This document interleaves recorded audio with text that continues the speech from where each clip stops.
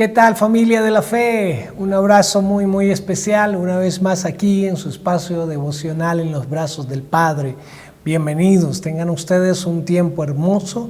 Hagámosle un paréntesis de estos 30 minutos, ya quedan 25 en este espacio para meditar la palabra, para tener un tiempo con el Señor, para apoyarnos unos con otros, mirando allí en el chat las peticiones que escribimos o que cada uno escribe, para apoyarnos también allí. Así que bienvenidos.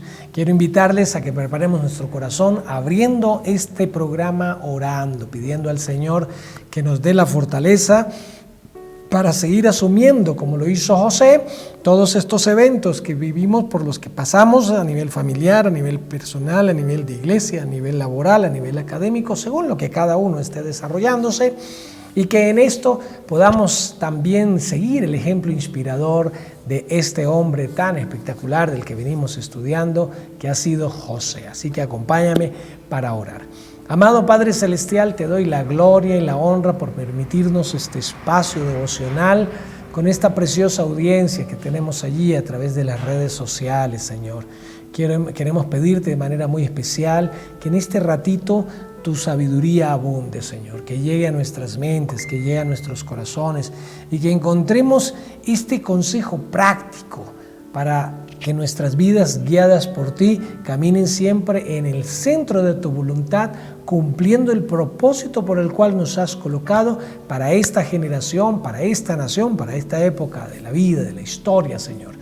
Muchas gracias. Bendigo a todos mis amigos y hermanos que están allí conectados y que aún están escribiendo sus peticiones, Señor. Que también este sea un tiempo de apoyarnos los unos con los otros para orar y para que tú obres en cada petición, en cada necesidad, haciendo milagros, Señor, y que cada persona que ve la respuesta a su oración tenga una actitud de gratitud por la respuesta, te honre, te glorifique y dé testimonio de ello también a través de este medio para que nos deleitemos con las respuestas que tú ya has dado a estas peticiones. Sabemos que hay también muchas respuestas que han sido dadas, Señor, y toda la gloria y toda la honra por esas respuestas son para ti, porque tenemos claro en quién hemos puesto nuestra fe, Señor. Muchas gracias. En Cristo Jesús oramos. Amén y amén. Bien, mis hermanos, hoy es el 7º episodio de la serie que hemos titulado Rama Fructífera. Este estudio, un estudio basado en la vida de José y muy particularmente en las declaraciones hechas por el papá de José, que fue Jacob, que ya anciano, viviendo en Egipto, reuniendo a sus hijos, los bendice porque ya va a morir. Y entonces la bendición que hace hacia José contiene 3 versículos, bueno, tiene como 6 versículos, pero hay 3 de esos versículos que hacen unas declaraciones asombrosas acerca de José. Yo me imagino a Jacob meditando en todas esas cosas que vivió. José es el 11º de sus hermanos, de sus hijos, y siempre hubiera añorado que la mujer que más amó tuviese hijos, pero era estéril. Había tenido hijos de su otra esposa, Lea, que llegó a ser su esposa por un engaño que su suegro le hizo, ¿sí? De las criadas que tenían sus esposas, pero de su propia amada mujer no le llega ese hijo hasta que por fin, y Jacob yo creo que meditaba, bueno, Señor, por fin diste la respuesta, hiciste un milagro en mi esposa, la mujer amada, y por fin he tenido un hijo. Y ese es José, y lo amo, y lo consiente, y le regala túnica de colores, y le asigna, cuéntame lo que tus hermanos hagan, cuéntamelo a ti, yo te creo todo. Es que estos son unos sinvergüenzas a veces, y me mienten y hacen cosas terribles. Y bueno, pasaron estas cosas, fueron creciendo, sufrió bullying José, y ahora Jacob recibe la noticia por el menosprecio de sus hermanos que lo han vendido, y ahora vienen sus hermanos, sus hermanos estaban pastoreando, y mandó a José para que averiguara un poco de la vida de sus hermanos y le trajera el informe, pero resulta que José no llegó, y quienes llegan son sus hermanos y les traen una noticia y le dicen a Jacob: mira, a tu hijo, a José, a nuestro hermano, pues parece que una bestia se lo ha devorado, le ha hecho daño, y encontramos la túnica, mira el estado de la túnica, sangrienta, rasgada aquí, y cuando Jacob escucha esto, cree esta historia, entra en un duelo profundo, en un dolor. ¿Cómo es posible, Dios, si este dolor ha golpeado tanto su corazón? Y pasaron los años, después viene otro hijo, Benjamín, y de la mujer amada. Y bueno, crece y se establece allí en tierra de Canaán, pero hay una gran sequía, una gran escasez, y manda a algunos de sus hijos a la tierra de Egipto, porque han sabido que allá hay algo de provisiones. Entonces manda para que compre provisiones y espera que vuelvan, pero cuando vuelven, pues alguien ha quedado allá en Egipto y le dice: mira, es que debes enviar al menor de los hijos. Pero ¿cómo voy a mandar al menor si ustedes ni siquiera supieron cuidar del que era menor antes, que era José? Y ahora, y con esa angustia, y se despide de su hijo menor. Y después entonces, bueno, hay una serie de situaciones allá en Egipto, pero Jacob está ahí en Canaán hasta que llega un carruaje real de Egipto con José y bueno, con delegados de José para llevar a Jacob, y lo llevan a tierra de Egipto y se encuentra con su hijo, y es como volver el alma al cuerpo y volverse a encontrar con su hijo José, tenerlo cerca, abrazarlo, estar sorprendidos y ver que José lo honra y honra a toda la familia, dándoles un lugar allí en Egipto. Les asignaron una ciudad, allí se establecieron, y pues era visto Jacob como alguien venerable, un personaje, pues nada menos que es el papá del gobernador de Egipto. Así que lo respetamos, lo honramos, y ahí se quedó Jacob viendo toda esta prosperidad, viendo todo ese cuidado, viendo a su hijo José gobernar con tal sabiduría, toda la gestión que hizo José. Y pasaron los años, y tal vez antes de bendecirlo había toda esta meditación de la historia de su vida. Creo que cuando ya estamos próximos a partir a la presencia del Señor, creo que se hace una especie de repaso en la vida. Muchos, aún ya en la ancianidad, han hecho este ejercicio tal vez muchas veces, ejercicio que me parece que también los jóvenes deberían hacer, y es meditar cómo ha sido el vivir diario, en las diferentes fases de la vida. Sí, bueno, la infancia no fue tanto nuestra responsabilidad, nuestros padres nos cuidaron, igual la preadolescencia, en la adolescencia hicimos locuras, le sacamos canas a los padres, los envejecimos mucho por nuestra rebeldía, nuestra desobediencia, una serie de actitudes soberbias, nos creemos la mamá de Tarzán. En la adolescencia igual pasa en la juventud, ya crecimos, ya tenemos profesión, hicimos cosas y empezamos a hacer repaso de los logros y los fracasos en la vida, y de los hijos, de cada uno de los hijos, de cómo marcaron nuestro corazón. Pero yo creo que Jacob, meditando en esto, pensaba: José es distinto, José definitivamente de pronto no lo tuve tanto tiempo conmigo en la primera fase de su vida, pero ahora que lo tengo cerca, ya estoy anciano, y ya a otros 2 periodos cortos en el tiempo quizás de su infancia y su adolescencia, estuvo José con Jacob. Y quizás ya hacia el final, cuando Jacob lo ve en la plenitud de su ministerio, de su labor, de la misión que Dios le asigna, y ve a José de una forma tan sorprendente que puede pensar todas estas cosas y hacer las declaraciones que hemos venido estudiando a través de estos 6 episodios anteriores y que hoy seguimos hablando. Y Jacob, hablando de José, refiere algunas cosas como rama fructífera junto a una fuente, lo que nos muestra que un secreto de José fue afirmar su vida en las fuentes espirituales, en el temor del Señor, en confiar en el Señor, en el Espíritu del Señor, en la palabra del Señor. Luego Jacob declaró: cuyos vástagos se extienden sobre el muro.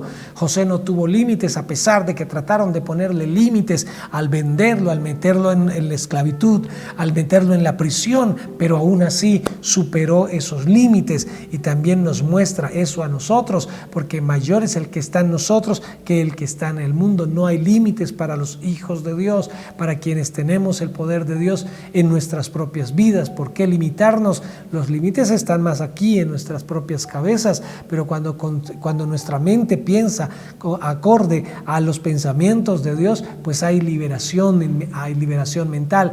Y la Biblia dice que tenemos la mente de Cristo, así que debemos pensar coherentemente a la mente de Cristo para que el ejercicio de lo que Dios nos ha asignado a hacer no tenga límites, supere los muros que han querido otros ponerle. Le causaron amargura cuando experimenta el dolor del desprendimiento del amor de su padre. Le asaetearon con chismes, con declaraciones mentirosas, como lo hizo la mujer de Potifar.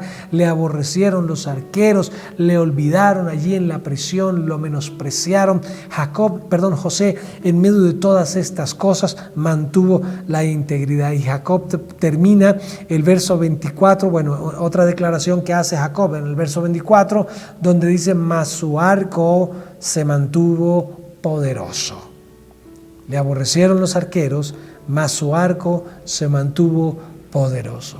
Ahora dijimos que en el verso 22 el énfasis de la analogía que hace Jacob respecto a José es una analogía como de una planta plantada cerca de una fuente que crece, se desarrolla, da fruto y supera los límites. Y luego se traslada Jacob a otra analogía en el verso 23, donde el énfasis está en la guerra, en los arqueros que lanzan las flechas, y entonces habla de le asaetearon, le aborrecieron los arqueros, pero su arco se mantuvo poderoso. Y ese arco es aquel que hace posible, ¿sí?, que se proyecte. Decíamos en el episodio anterior de aquel salmo que dice: como saetas en manos de valiente son los hijos habidos en la juventud. Y si alguien sabe de eso, de cómo son como saetas en manos de valiente los hijos, ese era el mismo Jacob, que tuvo 13 hijos, incluyendo a Dina, ¿sí?, su hija, y entonces todos estos hijos sí se convirtieron en saetas que él pudo lanzar. Pero cuando Jacob observa a su hijo José, que a pesar de todas esas circunstancias mantuvo el carácter, no se dejó quebrar, no se dejó doblar, no dejó que se perdiera la integridad, sino que el carácter de Dios se mantuvo en él firme, íntegro, a pesar de todas las presiones, a pesar de todo el menosprecio. Definitivamente hay una cosa clave que aprenderle de José: cómo las dificultades, el rechazo, el menosprecio, el bullying no generaron en él amargura, rencor, resentimiento, venganza, y convirtiéndolo en un ser antisocial, rencoroso, que quiere hacerle daño a todo el mundo porque todo el mundo le hizo daño a él. Cuando miramos, quiero leer un pasaje, pues no tiene que ver propiamente con José, pero hay una expresión que me llama mucho la atención. Estamos hablando de David y cómo tiene organizado su ejército en el pasaje de Segunda de Crónicas, capítulo 12. En el verso 33 hay una expresión que dice: de Zabulón 150,000 que salían de campaña, prontos para la guerra, con toda clase de armas de guerra, dispuestos a pelear sin doblez de corazón. Ahí está una expresión que me llama mucho la atención. Estamos hablando de guerreros. Estamos hablando de guerreros que están en la batalla, y que en la batalla, que es quizás uno de los episodios de mayor tensión, de mayor conflicto, donde la cobardía podría empezar a surgir, el temor a invadir y poder decir: no, esto está contra mi vida, yo me retiro, yo no soy capaz de enfrentar eso, ¿sí? Ahora, en la vida de José, no hay opción de huir, está en casa de Potifar como esclavo, está en la prisión. ¿Para dónde huir? No hay opción. El control de los egipcios sobre él, total en su vida. Él no es dueño de su vida, ha sido comprada, sus derechos no los tiene él, los tiene Potifar y lo han metido a prisión, así que no hay libertad, no hay para dónde huir. Y José, en medio de todas estas cosas, sí, tampoco evidencia que quiera huir, que quiera salir de esto para devolverse, sino que se mantiene firme, sin doblez. No permitió que las circunstancias que le pudieran causar miedo, que le pudieran causar tanto daño, lo convirtieran a él en un hombre resentido social, amargo, violento, maltratante. No son pocos los casos de personas que a través de la vida han sufrido tanto, pero el sufrimiento lo han asumido de una forma tan negativa que en lugar de tener un corazón sabio, producto del sufrimiento, tienen un corazón amargado, producto del sufrimiento. Todos sufrimos de una o de otra manera, pero los productos del sufrimiento son distintos y todo depende de la forma como asumimos las cosas que nos pasan.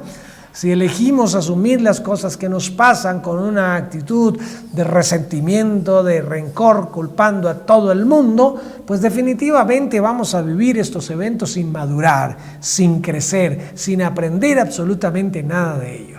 Y eso me lleva a preguntarte, ¿cuál es la actitud que eliges para sufrir o tolerar aquellos momentos difíciles de la vida?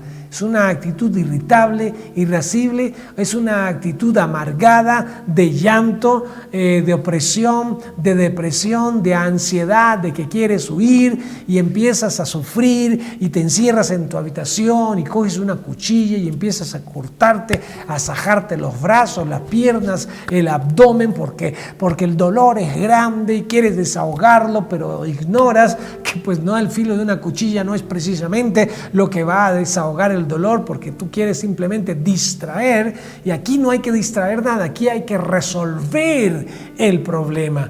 Y el problema no se resuelve ahogándonos o sumergiéndonos en la amargura, en el rencor, en el enojo de por qué la vida nos ha tratado así. En esa pregunta de ¿qué hice de malo? ¿A quién le hice malo? ¿Por qué la vida está siendo tan injusta? ¿Qué está haciendo Dios conmigo? ¿Por qué Dios me trata así como si yo fuera su enemigo? Algunos preguntan. Y esto era lo que pudiera haber surgido en la vida de José. Sí, una actitud de resentimiento contra Dios. ¿Qué le pasa a Dios conmigo? ¿Por qué me trata así? ¿Qué hice yo? Y entonces José, lejos de pensar de esa manera, lejos de considerar que su corazón se volviera amargado por todas las circunstancias, creo que algunas personas, si apenas vivieran un ápice de lo que José vivió, terminarían sus años con profunda amargura, con rencor, con rabia contra la vida, contra sí mismo, contra su propia familia, contra Dios mismo, en una fuerte crisis de fe. Pero nada de esto se desarrolló en José. Permítame leer el último capítulo de Génesis, que es el pasaje que la Biblia menciona allí de José en esta historia que hemos venido desarrollando. Y en el último capítulo de Génesis, particularmente en el verso 50, pasa algo interesante. Capítulo 50, verso 15. Y quiero leer algo aquí. Viendo los hermanos de José que su padre, es decir, Jacob, había muerto, dijeron: quizás José nos aborrezca y nos dará el pago de todo el mal que le hicimos. Claro, tal vez los hermanos de José, que le hicieron tanto daño, bullying, y le maltrataron, casi le matan, lo vendieron a los mercaderes ismaelitas, ¿sí? Mintieron a su padre, dañaron su túnica. Tal vez pensaron, mientras papá esté vivo, pues papá no va a permitir que José nos haga daño a nosotros. Pero ha llegado el momento en que Jacob muere. Y una vez muere, aquel escudo que supuestamente protegería la integridad de los hermanos de José, de la autoridad y del rencor que pudiera tener José contra sus hermanos, al morir Jacob, los hermanos se llenan de pánico y piensan: llegó el momento en que José se va a vengar de nosotros, en que José va a desahogar lo que tal vez se reprimió por la presencia de mi papá. Y como mi papá estaba, seguramente José no hizo nada con nosotros, pero ahora que papá no va a estar, seguramente va a salir el verdadero sentimiento de su corazón y va a cobrárnosla toda la que le hicimos. Y bien merecido lo tenemos, pero mira, ya llegó el momento ahora sí de que nos juzgue. Y entonces dice el pasaje, verso 16, y enviaron a decir a José: tu padre mandó antes de su muerte diciendo: así diréis a José, te ruego que perdones ahora la maldad de tus hermanos y su pecado, porque mal te trataron. Por tanto, ahora te rogamos que perdones la maldad de los siervos del Dios de tu padre. Y José lloró mientras hablaban. Vinieron también sus hermanos y se postraron delante de él y dijeron: henos aquí, por siervos tuyos. Estaban asustados y humillaron su vida delante de José. Y le respondió José, y ahí es donde yo quiero notar o destacar cómo el arco se mantuvo poderoso. Y estamos hablando del carácter de José, que se mantuvo poderoso, firme, íntegro, sin dejar que el rencor, que la amargura lo dañara. Entonces dice así, verso 19, y respondió José, no temáis, ¿acaso estoy yo en lugar de Dios?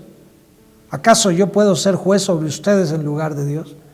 Vosotros pensasteis mal contra mí, mas Dios lo encaminó a bien para hacer lo que vemos hoy, para mantener en vida a mucho pueblo. Ahora pues no tengáis miedo, yo os sustentaré a vosotros y a vuestros hijos. Así los consoló y les habló al corazón. Wow. Cuando nos han hecho daño y esa persona que nos hizo daño desaparece de la escena por un tiempo y lo volvemos a encontrar, muy probablemente en una naturaleza pecaminosa, natural, propia de la naturaleza humana, la sangre se nos revolvería y recordaríamos aquellas cosas y surgirían de nuevo los sentimientos de venganza y el deseo de cobrar todo el daño y cobrarlo con creces. Es decir, nos diste un golpe de 100 puntos, te vamos a devolver un golpe de 200 puntos o de 500 puntos, porque todo daño que nos hiciste, pues debes pagarlo. Y así surgir con este sentimiento. Pero el arco de José, su carácter se mantuvo poderoso, firme, tanto así que en lugar de pagarles mal, les pagó bien. Jesús hablaba de esto cuando decía, no paguéis mal por mal, sino que al que te hiciere mal, tú hazle bien. Y José les hizo bien a sus hermanos que tanto daño le habían llegado a hacer. Así que el carácter de José fue un carácter que no se mantuvo inestable, fue un carácter firme en ausencia de su padre y sus hermanos, en presencia de sus hermanos, en presencia de su padre y en ausencia también de su padre, porque no era lo que estaba protegiendo a los hermanos de José, de la venganza de José. No era Jacob el que lo estaba protegiendo, era ese carácter que tenía José. Y Jesús nos modeló ese carácter, porque cuando estaba colgado en la cruz, su oración es, Padre, perdónalos, porque no saben lo que hacen. Y los amó. Y nos ha amado a nosotros por su gracia cuando merecemos condenación, pero nos ha amado a nosotros por su infinita gracia. Así que el carácter de Cristo está representado en lo que Pablo menciona en Gálatas 5, 22, 23, el denominado fruto del Espíritu Santo.